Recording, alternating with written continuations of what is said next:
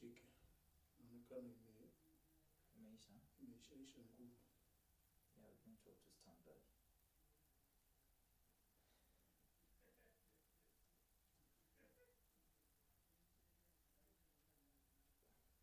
Why stand by na hujamaliza bandi? Anasema mjamaliza kumtengeneza. Someone is making fun of you there. Wanasema? Aje kutengeneza nywele. Sinafanya ile kazi wanatakiwa wafanye jamani. These guys are not good. Crazy people. Very crazy. Wow.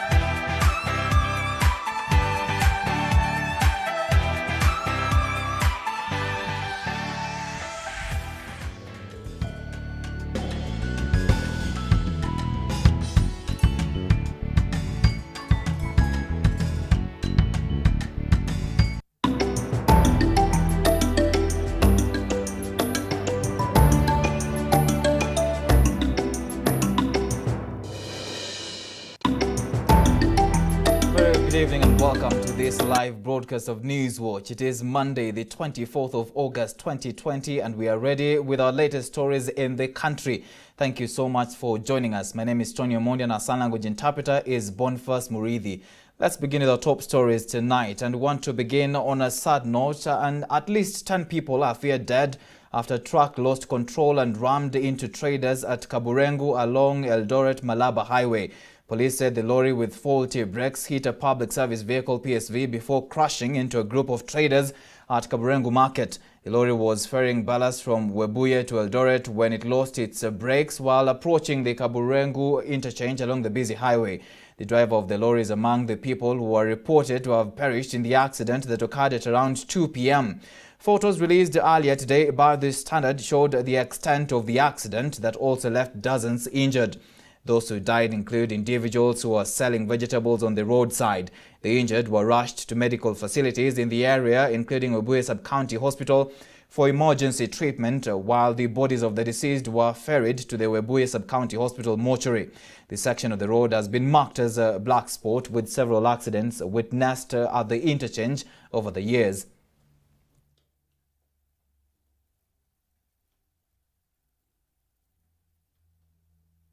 And Kenya's COVID-19 infections have now hit 32,557 after 193 new cases were reported today. Health CIS Dr. Rashid Aman said 3,381 samples were tested in the last 24 hours.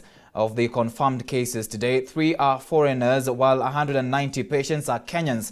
COVID-19 cases in the country have continued to increase, with attention now shifting to children and infants who've contracted the virus. As our reporter Joseph Maingi tells us, over 700 children under the age of 10 have contracted the virus since March. Now, as the country's COVID-19 numbers continue to rise, the Ministry of Health now says that over 768 children under the age of 10 years have been infected by the virus, and so far, 4 of them having succumbed to the same. According to the Health Chief Administrative Secretary, Dr. Rashid Aman, over 430 children under the age of 5 years have been confirmed positive of COVID-19, with 2 of them already having succumbed to the virus. Because of the generally mild nature of disease in children, it was thought that there could be community reservoirs of transmission in households. But emerging evidence suggests that children may not be the super spreaders of the virus as was thought earlier. Meanwhile, Kenya's number of declared coronavirus numbers has risen once again to 193 to reach 32,557 on Monday. This is from the 3,381 samples tested in the last 24 hours. The ministry has today announced that 225 more persons have recovered from the virus, raising the total number of recoveries in the country to 18,895. At the same time, 6 more persons have succumbed to the virus, raising the total number of fatalities in the country to 554. The distribution of cases by counties is as follows: Nairobi 78, Embu 24, Garissa 21, Kiambu 18, Nyeri 13, Mombasa 10, Samburu 6, Muranga 5, Lamu 4, Kajiado 3, Trans Nzoia 2, Kilifi 2, Machakos 1, Isiolo 1, Tharaka Nithi 1, Meru 1, Nyandarua 1, Uasin Gishu 1, and Nakuru 1. The country's number of infections, as reported daily, has declined notably over the last few days, resulting in the question about the flattening of the curve. On Sunday, 246 new cases were reported after the testing of 4,179 samples in the last 24 hours. The ministry now says that Kenya's positivity rate has dropped from about 7.9% as of last week to about 6% as of today, adding that the ideal rate would be 5% sustained for the next 14 days, as stated by the World Health Organization, WHO. For the past 1 week or so, you have noticed a decreasing positivity rate, which as of today stands at 6%. So that is, you are making progress, but you have not hit the magical 5%, which we need to hit and sustain for 2 weeks before we can actually say that we are flattening the curve. So our projections are in line with what we told you early in March, April, that the pandemic will peak in late August, September, and empirical data that we are seeing is pointing to that figure, but it is too early to conclusively come to address this matter as at now. Joseph Maingi, Newswatch, Nairobi. Moving on, ODM party leader Raila Odinga has defended the party's position on the alleged corruption of the Kenya Medical Supplies Agency, KEMSA, with regards to the COVID-19 medical supplies. Raila has released a statement just 2 days after ODM, through its Secretary General Edwin Sifuna, issued a statement on the same issue, sparking public uproar. Raila has asked the government to conduct a full audit into the usage of COVID-19 funds, while saying the party will not shield anyone found culpable. Dickens Luvanda reports. Who supplied air, they will have to chew that air. We will follow.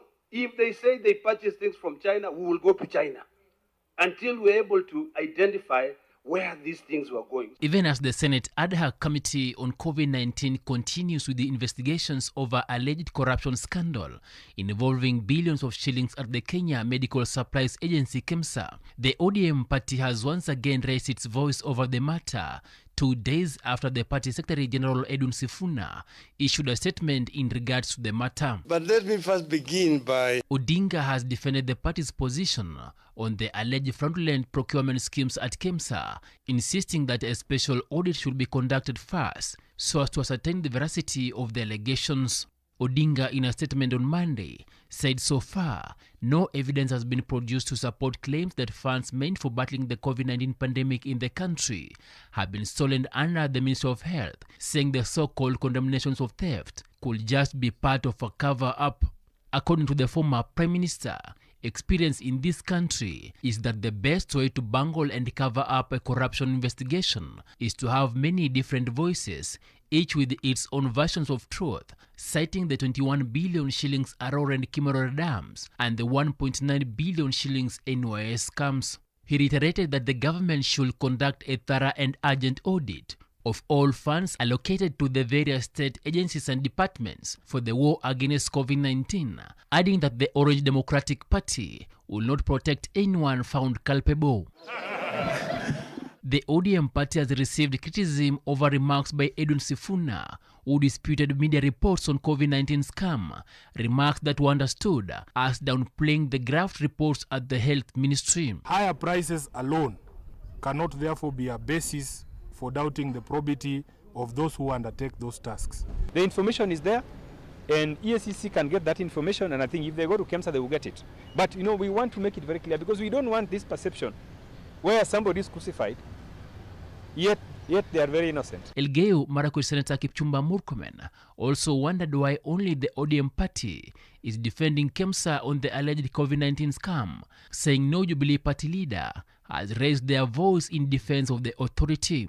Even as KEMSA continues to receive condemnation over alleged loss of funds meant for COVID-19, pressure continues to mount on Health Cabinet Secretary Mutahi Kagwe to step aside so as to give room for investigations into the matter. Dickon Sylvander, Hope TV News Watch in Nairobi County. The Pastoralist Parliamentary Group has called on the Senate to ensure a win-win formula for all the counties as the revenue stalemate continues at the Senate Assembly. Addressing the press in Nairobi, the members of the Parliament have said the current formula will marginalize the regions the more and called for a sober debate to unlock the stalemate. This as the 12-member Senate committee today failed to agree on the appropriate formula for counties after a day-long closed-door meeting. Grace Ongoi has the story.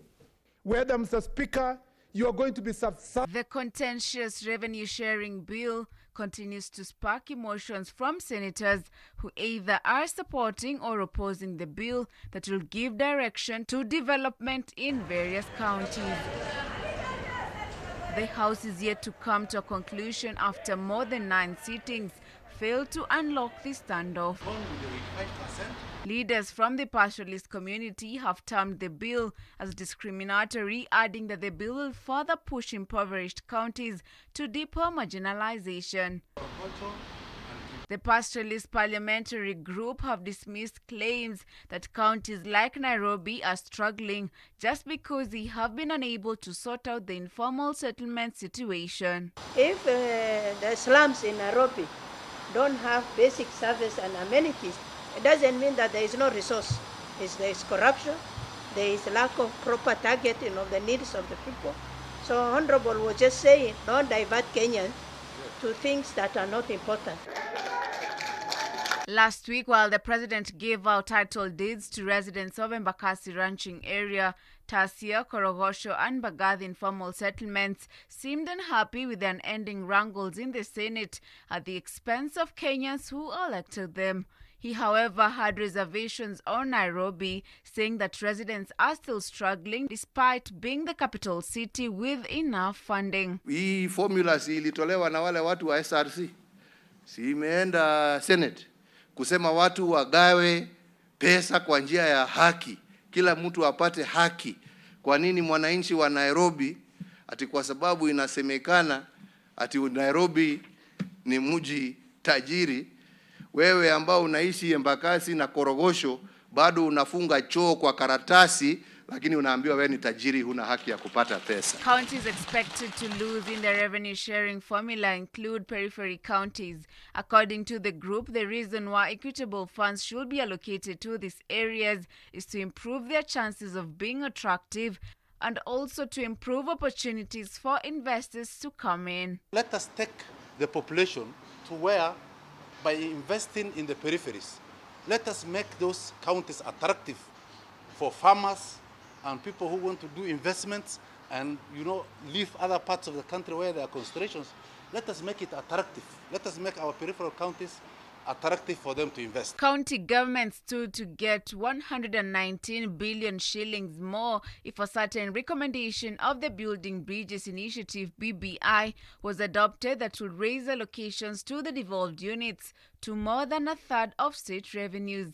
This information has been used by the supporters of the revenue sharing formula to lure those opposing the bill to be patient. Why do you want to camouflage and say after BBI the resources will be raised to 35%? What is stopping them today?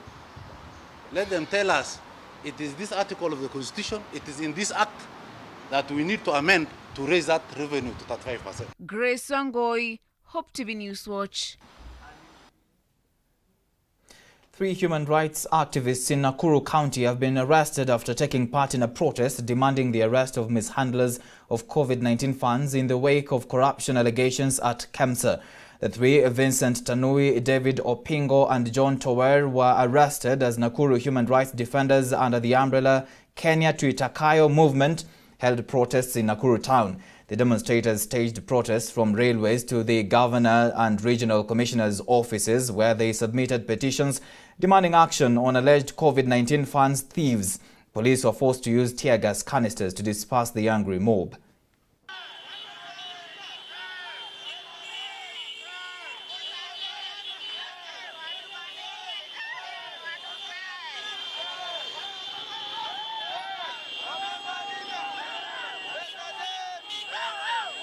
So we are here today as human rights defenders in Nakuru to actually tell the government that we are tired. Enough is enough. For how long will we run? For how long will we be afraid? So we are here to say that enough is enough. The money that we pay as taxes must be returned to us as Kenyans. So we are telling the president, if he cannot be able to manage this country, he better resign, because you have more capable Kenyans who can be able to lead this country. So today, human rights defenders in Nakuru are saying enough is enough. If you didn't know, 70% of funding to health care comes from donors. Here in Nakuru, level 1 and level 2 of health care services are 100% supported through donor funding. Because of theft that is happening in this county, because of theft that is happening in Kenya, donors are withdrawing their support. And as we said, when that withdrawal happens, it's the poor people who will die. Yes. As patriots, we are not going to sit aside as the county and the government of Kenya commits a genocide against its people. Yes.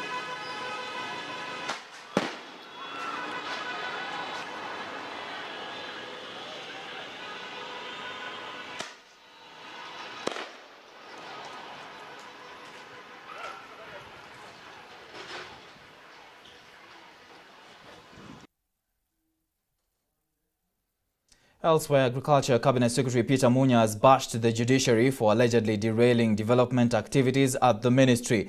Munya said the justice system was being used by powerful people to subvert justice by issuing unnecessary court orders and injunctions that are detrimental to the development of agriculture and the fisheries sectors. Speaking when he toured the Kenya Fisheries Services offices in Malindi and Kilifi, where he inspected the construction of a fish market and a cold storage facility, Munya said the judiciary has been stopping various projects under his ministry, hampering service delivery to citizens. Mara mingi makoti wanataka kujifanya sasa wao ndio kila kitu. Hawataki kufuatia ile utaratibu ya kuwa kuna serikali ya utekelezi na kuna serikali ya uamuzi. Hiyo koti. Sasa serikali ya utekelezi ile imepigwa kura na wananchi kitaka kufanya kitu nasimamisha. Na yule anasimamisha ni mtu mmoja pengine, uwezo mingi anaenda huko. Anatatiza wananchi wengi. Ndio tunasema hata hii mambo ya BBI tuangazie hii mambo ya koti kuingilia mambo mingi, haitaki serikali itekeleze kazi yake. Si mnaona hivyo? Ni muhimu. Lazima mipaka iwe. Hatusemi asiamue, lakini amue kwa haki. Asiamue kusaidia yule ana uwezo zaidi. Hiyo ndio shinda tuko naye taifa la Kenya. Lakini kwa magazeti tunasikia kila siku court independence iongezwe pesa, inaongezwa, sawa iongezwe. Lakini ikiongezwa tunaona maana gani tumeona? Isipokuwa kukanyagia mambo ya wananchi siende mbele. Sasa tuongezee ya kukanyagia zaidi. All right, with that story there, let's take a short commercial break. We still have much more lined up for you. Stay tuned.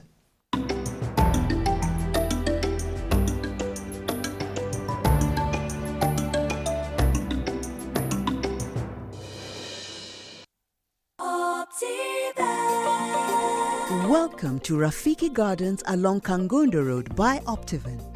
This is an ideal and affordable piece of investment that is strategically placed within the Nairobi metropolis.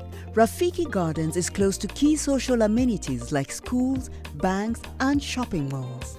This project comes with ready title deeds, Maram roads, and a marking fence round the property. Get a plot at only 695,000 Kenya shillings cash price. You can also pay a 50% deposit and pay the rest in 6 months installments. Call us today on 0702 8310 83 or visit www.optiven.co.ke.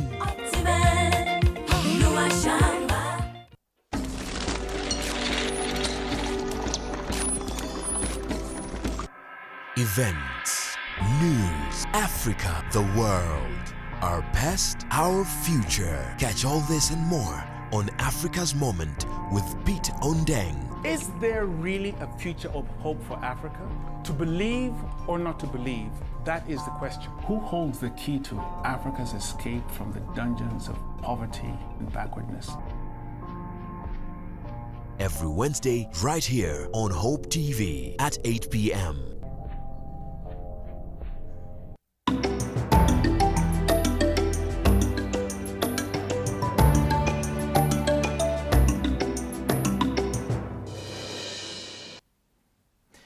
Welcome back. You're watching Hope TV News Watch. Anti-riot police officers in Kitui County have forcefully dispersed residents of Mutendea village in Kitui Central who are protesting against Sino Hydro Corporation, a Chinese firm building the Kitui-Kibwezi Highway. The irate protesters had for hours barricaded the Mutendea-Siongile-Amaram road and blocked the contractor's trucks from ferrying sand and water from Mutendea River. The residents accused the road contractor of draining and polluting their only source of water.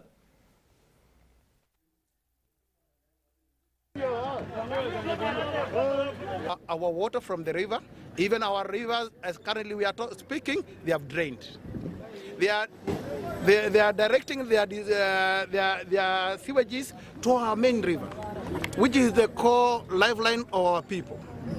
Furthermore, the kind of the machinery they are trying to use, they are heavy machineries, they are causing damages to our road, and what we are demanding from them is either they tarmac the road, they drill a borehole so that they can tap the water, and when they are leaving their place, they leave that borehole to our people. Bara zetu zikiwa mbaya, wakituachia mto imefungwa pia tunataka watuchimbie borehole. Na barabara hiyo enda count mpaka Teachers College pia itengenezwe. Na kutoka ofisini ya chief mpaka Teachers College kwa gate pia iwekwe lami. Kinanishangaza, Chinese wamekuja hapa kufanya kazi. Badala ya kutengeneza penye wanatumia kwanza wanaharibu. Penye wanatoa maji wanatuwekea sewage huko tunakunywa maji chafu. Wanatumia maji yetu. Wao wana uwezo wa kuchimba maji. Lakini wanatumia maji yetu na changarawe pia. Mito imekauka kutoka huko juu, side za juu mpaka imekauka yote. Sasa tunashindwa wamekuja kutusaidia ama ni kuja kutufilisha kama.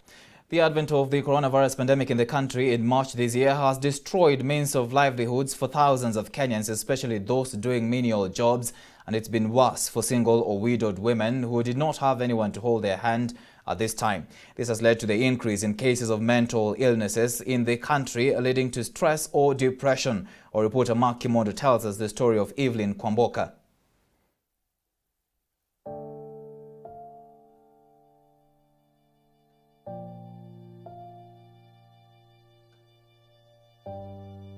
This is Total Estate on the outskirts of Narok town near Masai Mara University. The estate is growing rather fast with rental buildings and businesses coming up every day to cash in on the economy of the area, which is flourishing due to the proximity to the university, which is now closed to stem the spread of coronavirus pandemic. The estate has been deserted since President Uhuru Kenyatta ordered the closure of learning institutions including universities to avert the spread of coronavirus pandemic. The area is quiet, devoid of the vibrancy that is associated with it when the university is in session, and many buildings are now unoccupied. Part of those affected most include women who have been depending on the menial jobs such as washing clothes for students, lecturers and other administration staff that have not been spared either, as some of them cannot meet basic needs such as buying food and payment of rent. Meet Teresa Busire. She has been living this structure partitioned into two by an old bedsheet for years, and the only seat is a wooden bench. Teresa goes behind the partition and returns carrying an infant who is barely 2 days old, and a frail-looking woman who is the mother of the baby in tow.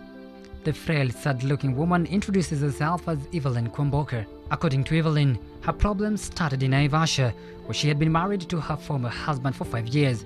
She says Her husband became abusive to the extent that she couldn't bear it no more and moved to Narok town with her two little daughters to start new life. Kwa nakaa huko Naivasha tukapatana na Mkikuyu mwingine. Ikakuwa tukikaa naye. Akakuwa akinyanyasa mpaka kwao. Nimekaa naye miaka kama 5 hivi. Nimezaa watoto naye. Lakini imekuwa ngumu.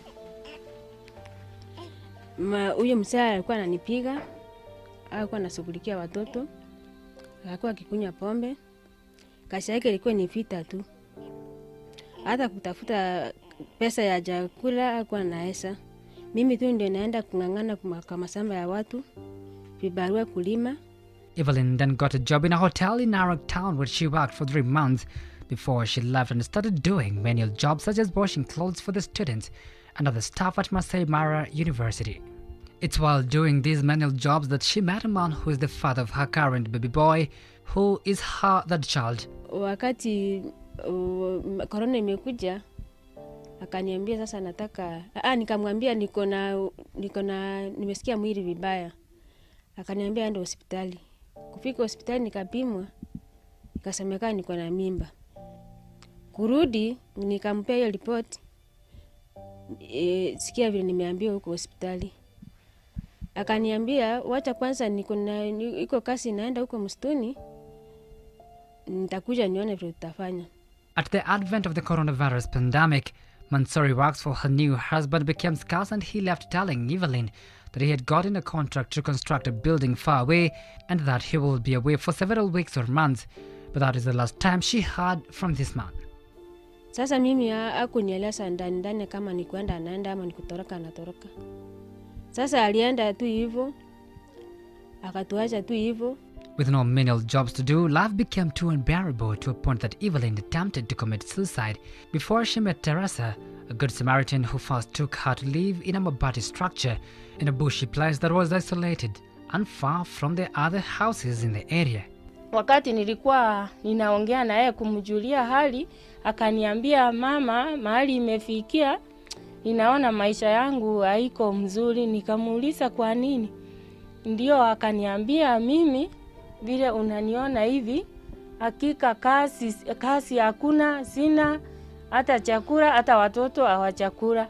Teresa said Evelyn was depressed, seeing her little children suffering as she had no food to give to them after the coronavirus pandemic set in and the Masai Mara University closed. Having met Teresa helped put a glimmer of hope in Evelyn's heart despite the numerous challenges she is facing amidst the coronavirus pandemic. Wakati ameniongelesha nikaona sasa roho yangu imekuja karibu juu nilikuwa nimeamua kabisa.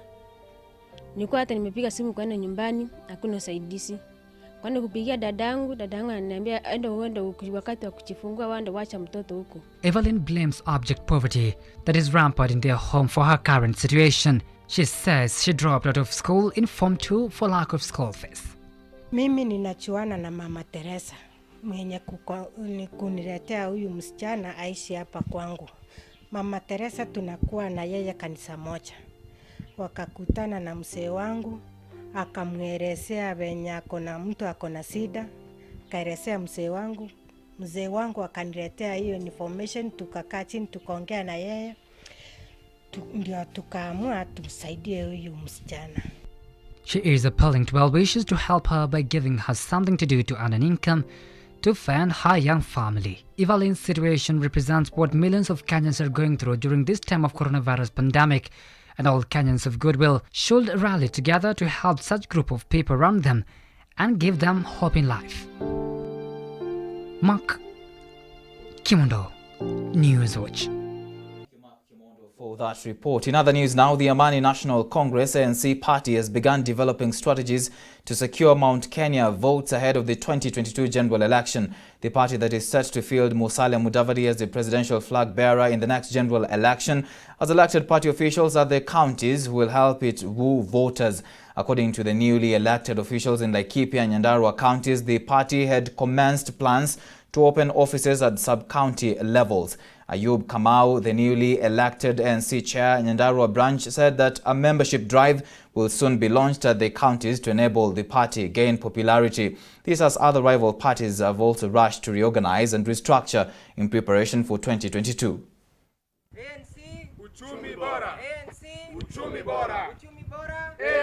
President Uhuru Kenyatta has done a lot for us, and we know after 2 years he's exiting. And unajua hii kazi ni kujipanga, ndio tumekutana hapa siku ya leo tuanze mipango. As you know, the journey of tomorrow starts today. And that is why we have congregated here, because we want to start our journey here. And the person who has come, we start this journey together, is none other than Musalia Mudavadi. Tumeona ya kwamba waziri Kagwe CS anasema pale kuna makatel. Na wale makatel wamefirisisha pesa ya umma. Na tunasema hivi, kama mtu anaweza kula pesa ya mgonjwa jameni, huyo mtu akili yake kusema ukweli ni mtu ambaye amelaaniwa. I believe in ANC na Mheshimiwa Mudavadi sababu tunataka fight corruption in our nation. Sababu ufisadi ni kitu kimetufinya sana. To Kilifi County now, the Kenya Forest Service KFS officials have arrested a private investor for allegedly destroying more than 20 hectares of mangroves in Magarini sub-county of Kilifi County. The officers ambushed Edward Mburu at the area Deputy County Commissioner's office in Marafa, where he had been summoned to explain the destruction that sparked protests in the area last week. It was not immediately clear why the investor cleared the mangrove forest, though reports indicate that he wanted to start a salt production company. The suspect was arraigned in court on Monday. What we did was to come to the ground. We came and we were accompanied by the area MP, Honorable Kingi, and Honorable MCA of the area. And when we went to the site, we found that the investor, I do call him the purported investor, had cleared a big area of mangrove. And when we asked the residents, they said that this was done by their own youths. But now we started pursuing that person yesterday. He's called Edward Mburu, and we were very successful today. We went there, we met the DC, because we were also liaising with the area MP, until we found the gentleman in that place. After some short discussion with the DC, I took him and declared to him that he was under arrest.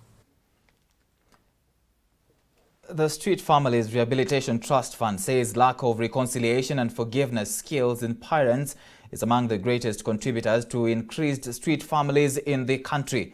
SFRTF Chair Lina Jabi Kilimo said other factors include poverty, family feuds, and breakdowns and parental rejection. Speaking at the Onesimus Good News Boys Center in Kilifi County, Kilimo said there's need for reconciliation and forgiveness to be done before children bolt out. She's also called on the Nyumba Kumi ambassadors, chiefs and assistant chiefs to be conscious of what is happening in the social environment to stop children from deserting their families. Some of the issues are poverty. Some of them are disagreements between the father and the mother, or a child is born out of wedlock and the mother comes and dumps the child at the father's place, and the father doesn't know what to do with this child, so the child feels lost, and in the process maybe the father works as a hawker or doing some menial jobs in a factory, is not there for the child.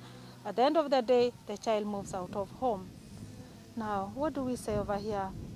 There is a lot that needs to be done for us as a country to invest in the emotions of people, in the social environment. I think we need to invest more on what is happening at our environment. We already have Nyumba Kumi. And listening to the stories from the councillors over here, there is need for reconciliation and forgiveness to be done within the kijiji before these children bolt out. Lakini hata hivyo tumeona vijana wengi ambao tumewasaidia wameweza kusaidika, na hapa nilipo nina graduates, nina waliomaliza madiploma wako makazini, niko na vijana zaidi ya 10 wala ambao wanafanya kazi. Kwa hivyo tumewaleta wazazi hapa kwa ajili tuanze ile inaitwa process ya reconciliation na forgiveness. News Watch now takes another short break. Business News is coming up next shortly.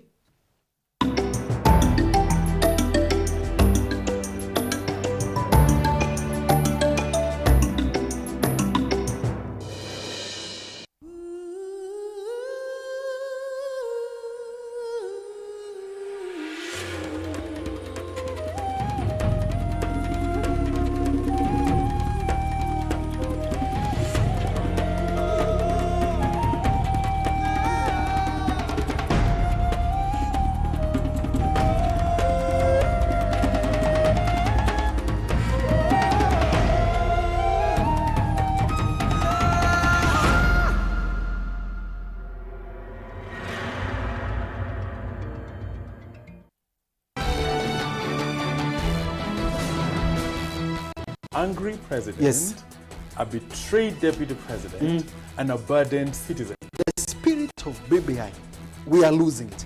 How do we end up with immoral people leading the moral? Candid talk. At the core of our being, we are spiritual. How should the church at this particular time show leadership?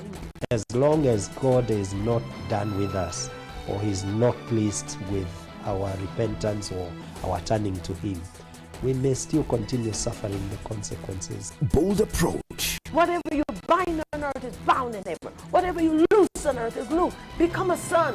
Your life and your well-being is completely dependent on God and His power.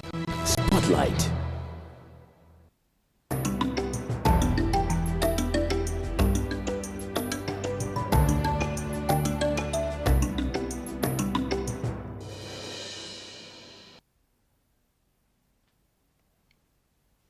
Welcome back to the broadcast. Farmers in the Laikipia County's food basket are now rethinking their love for maize and other traditional crops. Several farmers from the county that is mainly known for large production of maize and wheat are now shifting to canola oil crop farming, which they say gives higher returns. Canola oil crop is grown for its highly nutritious oil when mature. The plant produces omega-3, 6 and 9 fatty acids that are otherwise only found in fish and are known to prevent arthritis, diabetes and heart diseases, besides giving many other health benefits. Jamie Rungu, a farmer, has joined the league of numerous farmers in the county who are now embracing the relatively new adventure and have started dumping maize and wheat crops that have dominated the region for decades. Huu mmea ukilinganisha na ile mimea ingine nimekuwa nikilima ngano, mahindi, bei yake ya kulima huu mmea kwanza iko chini ukilinganisha na ngano na ukilinganisha na mahindi. Jambo la pili, huu mmea hauna magonjwa mengi. Kwa ile mimea ingine kama mahindi na ngano ama maharagwe, hakuna mtu utembea na wewe. Hata extension services zenye unafaa kupata kwa the county government kwa sababu agriculture is devolved hauzipati. But unaona hii kampuni inatembea na wewe mpaka mwisho. Alafu unaingia katika contract na wao.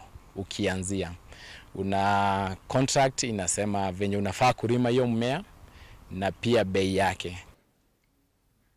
And inadequate financial support by financial institutions in the country has slowed the growth process in the Jujuli sector in the recent months. The COVID-19 situation has also crippled the evolution of the sector, disrupting the short, medium and long-term strategies of this sector that employs a bigger percentage of young people. Our reporter Joe Jesse analyzed this sector for us.